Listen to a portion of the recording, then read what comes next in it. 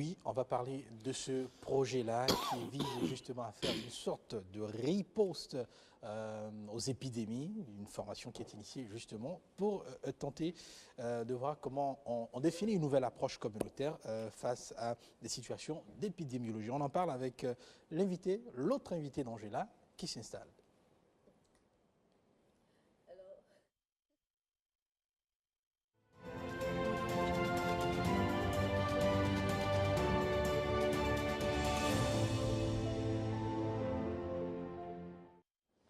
Et nous sommes donc avec docteur...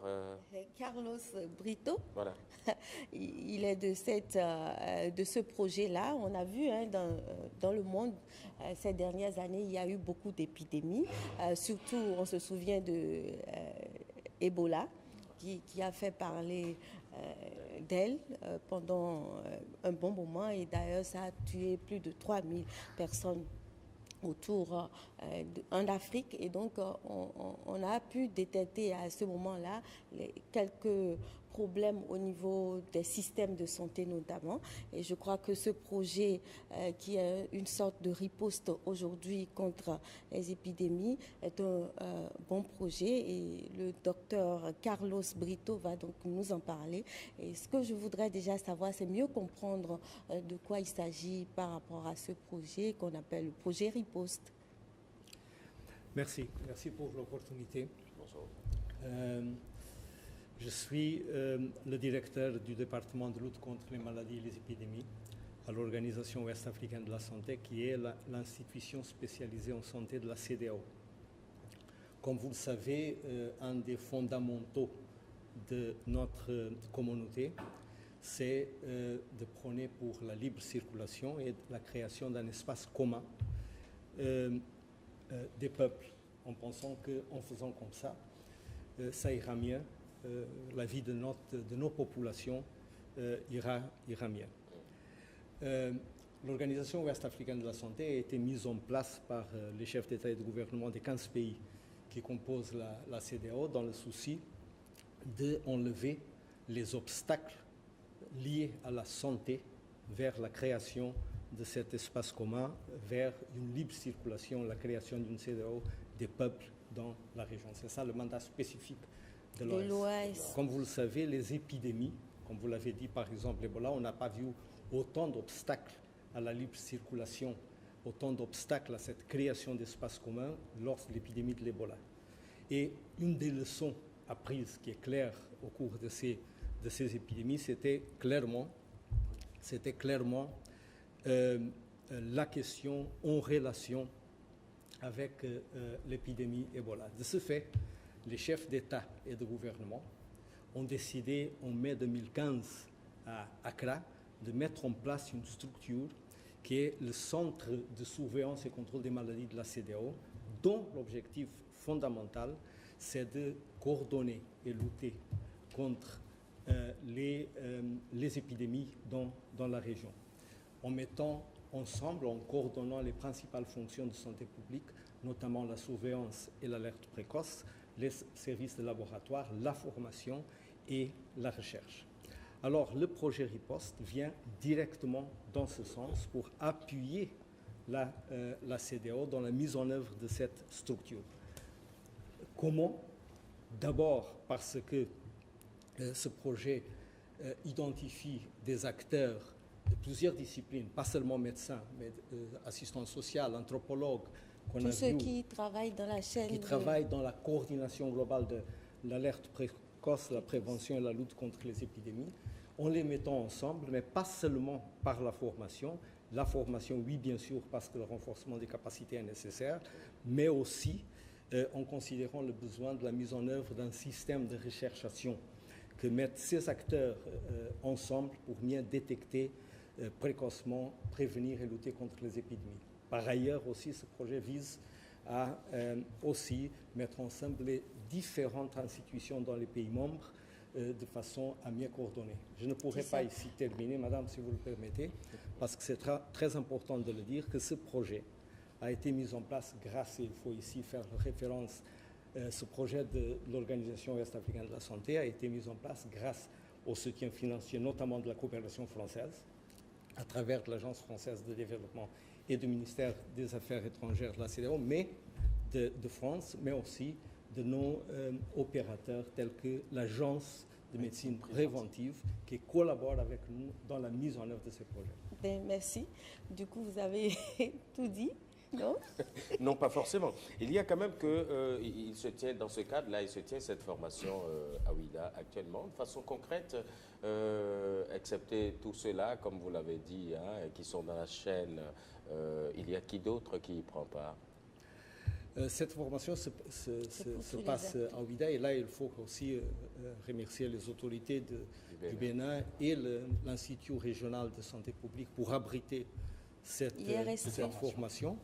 C'est une cinquantaine d'acteurs de plusieurs disciplines qui prennent part, de plusieurs pays, hein, de 5 pays francophones de notre communauté et qui sont des acteurs qui, après une formation ici au Bénin, seront suivis dans leurs pays respectifs pour permettre de renforcer ce système de recherchation dont on parlait. En fait, tous les acteurs de la santé, comme il le disait quand il expliquait le projet, peuvent participer. Mais bon, l'identification, c'est par rapport à chaque pays, ou bien chaque pays identifie ces personnes-là et envoie en formation. Exactement. L'identification des acteurs est faite au niveau de chaque pays, que ce soit les médecins, les agents sociaux en général, anthropologues, assistants sociaux, etc.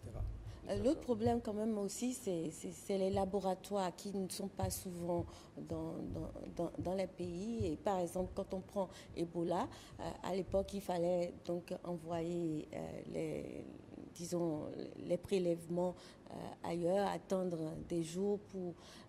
tout ça, ça freine un peu quand même la surveillance. Enfin. Bien sûr, madame. Quand on parle des 4 fonctions, on l'a dit, fondamentales de santé publique qui doivent être coordonnées pour mieux détecter et répondre aux épidémies, on parle certainement d'un système de communication des risques et des événements, mais on parle aussi du service de laboratoire, on parle aussi de forces de travail, d'avoir des équipes d'intervention, 3, mais aussi on parle d'une 4e fonction, c'est la formation globalement et la recherche, surtout la recherchation, pour permettre de coordonner et de mettre ensemble toutes ces fonctions pour une réponse la plus appropriée. Ça suppose qu'aujourd'hui, après la formation, ils doivent être capables de faire quoi dès qu'ils vont retourner dans leur pays respectifs? Après cette formation, ces agents doivent être capables dans les pays respectifs. C'est la première formation, d'autres suivront et nous souhaitons maintenir la pérennisation de ce projet.